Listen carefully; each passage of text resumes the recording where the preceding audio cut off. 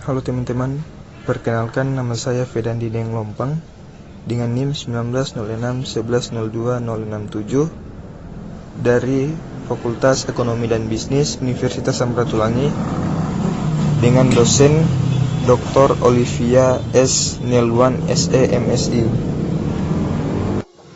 Pertama, tingkat perubahan organisasi, yaitu ada 3 poin.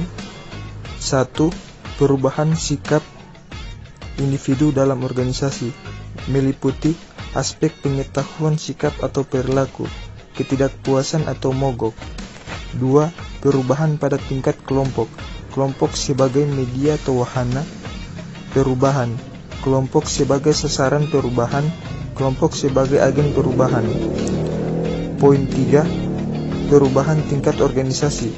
Kategori perubahan organisasi yaitu struktur atau spesialisasi kerja, teknologi atau proses metode untuk mengubah cara untuk kerja, setting fisik atau ruang letak tempat kerja, dan manusia atau sikap keterampilan. Kedua, rencana perubahan. Perancangan merupakan proses perubahan keadaan dari yang awal menjadi keadaan yang lebih baik untuk dipakai pada masa yang akan datang. Kemudian, seorang perancang dalam proses perancangannya membutuhkan metode untuk menyalurkan ide dan mengembangkan ide rancangannya. Kebutuhan akan merancang memerlukan beberapa aspek data dan metode perancangan. Pada setiap rancangan pasti berbeda satu sama lain antara perancang objek. Yang ketiga, pengertian proyek. Proyek atau sering disebut juga dengan project dalam bahasa Inggris, memiliki pengertian sebagai suatu kegiatan dengan target yang harus diselesaikan dalam jangka waktu tertentu. Ini berarti proyek tidak selalu berkaitan dengan konstruksi saja seperti yang banyak dikenal oleh orang awam. Keempat, apa itu pengendalian perubahan?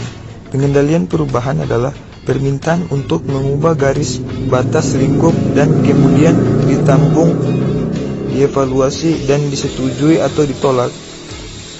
Tujuannya adalah untuk menampung permintaan pemangku kepentingan untuk melakukan perubahan pada lingkup, memastikan bahwa permintaan hanya disetujui jika layak dan dapat dicapai, dan mengintegrasikan perubahan ke dalam lingkup yang ada. Manajemen pengendalian perubahan adalah proses yang meyakinkan bahwa implementasi perubahan di dalam ruang lingkup IT efektif. Tujuan dari manajemen pengendalian perubahan adalah untuk meminimalisir gangguan, kesalahan, dan juga perubahan yang tanpa persetujuan. Mekanisme pengendalian perubahan.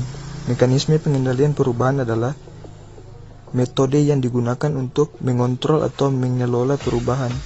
Hal ini diinformalkan dalam kebijakan dan prosedur manajemen perubahan untuk memastikan bahwa metodologi yang sama digunakan untuk setiap perubahan. Mekanisme pengendalian perubahan mencakup uraian dari prosedur alur kerja. Hal ini menunjukkan semua langkah yang harus diambil untuk mengendalikan perubahan.